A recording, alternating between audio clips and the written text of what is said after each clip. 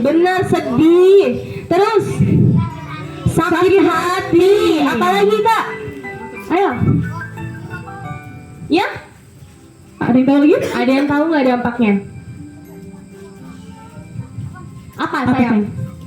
Kecewa. Kecewa. Nah, ini Katia. Sekarang Kak Putri megang apa ini? Kertas. Nah, kertas ini gimana nih? Rapi kan?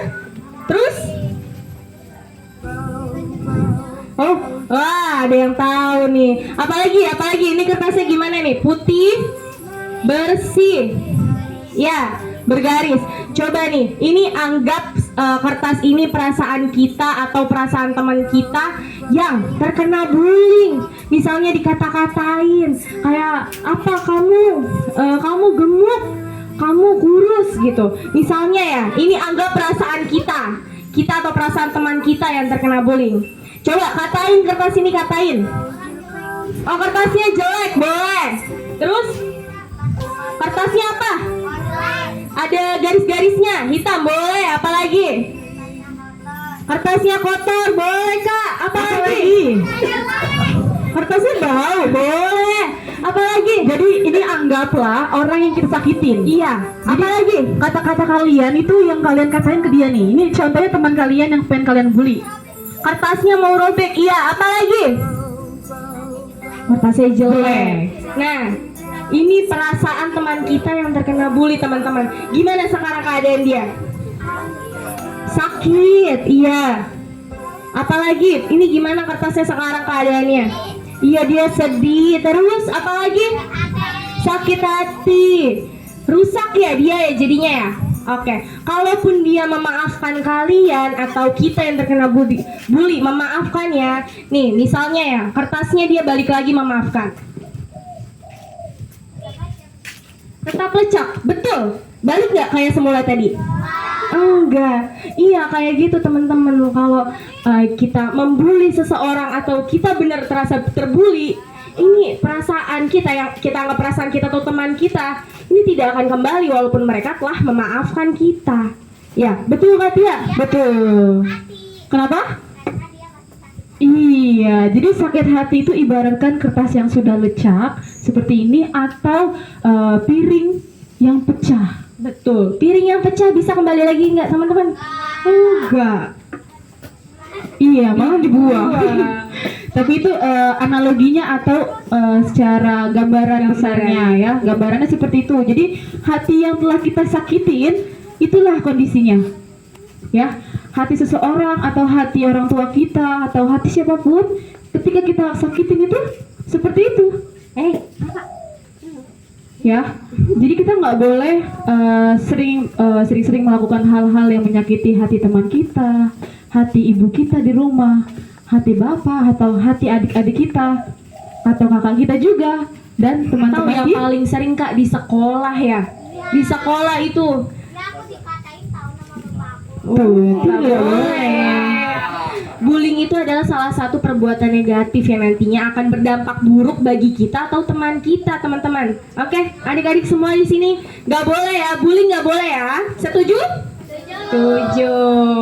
Iya teman-teman, jadi kalau bullying itu bahasa Inggris ya, tapi kalau bahasa Indonesia itu seperti perundungan. Perundungan. Jadi kalau bahasa Indonesia bullying, tapi kita sering dengarnya itu bully ya. Bully? Iya. Kok lu ngebully gue sih gitu? Itu nggak boleh. Ngomong lu sama gue aja itu tindakan tidak baik. Tidak baik atau kata-kata yang tidak tidak sopan. Apakah perlu ditiru?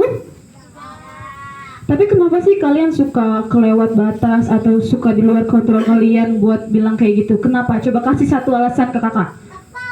Kesel. Apa lagi? Nggak sabar. Terus apa lagi? Ngambek. Iya, betul. Jadi bagaimana sih teman-teman semua cara mengatasi rasa kesel, rasa ngambek, rasa sedih, kecewa itu? Nah, jadi langkah pertama yang adik-adik lakukan adalah dengan tarik nafas. Ayo, sekarang kita coba yuk teman-teman yuk. Ya, tarik nafas selama 4 detik. 1, 2, 3, 4. Hembuskan. 1, 2, 3. Itu lakukan secara 10 kali. Pertama, kalau belum bereda juga rasa kecewa, rasa sedih, itu ulangin lagi sampai 20 kali, 20 kali, 25, 25, 30 ya. 1000 kalau bisa boleh.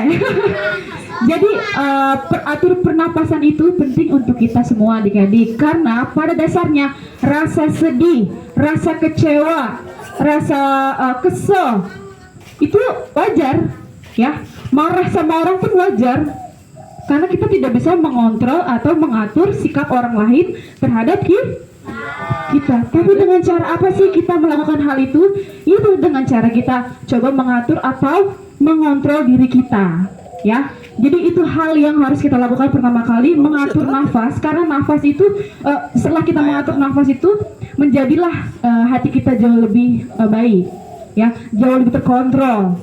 Oke? Jadi cara pertama itu yang harus kita lakukan. Sikap orang lain tidak bisa kita kontrol, tapi yang bisa kita atur itu adalah sikap kita.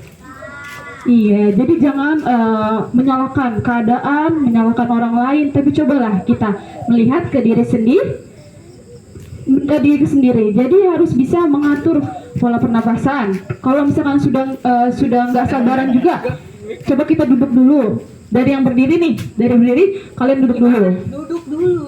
Duduk dulu. Kalau masih duduk pun masih marah, coba kalian mandi. Kenapa mandi? Kalau misalkan nggak mau mandi, cuci muka. Biar sadar. Iya. Cuci muka itu jadi lebih fresh. Jadi amarah yang ada dalam pada diri kita sehingga dapat berkurang ketika kita menyentuh air. Iya, karena marah itu kita nggak bisa nolak. Gua kirim ke grup. Jangan, gua aja. Grup kelas. Lele. Gak mau tidur lagi, jadi nggak ngantuk ya. Makanya kalau misalkan di sekolah kalian ngantuk, ketika kalian disuruh sama ibu guru, cuci muka dulu sana. Ya, sering nggak? Sering ya. Iya, jadi seperti itu teman-teman. Ketika kita cara untuk mengatur emosi dalam yang ada dalam diri kita, itu dengan cara itu. Pertama, atur nafas. Kalau dari berdiri kita duduk dulu. Kalau dari duduk coba kita tiduran. Kalau nggak bisa juga kita cuci muka.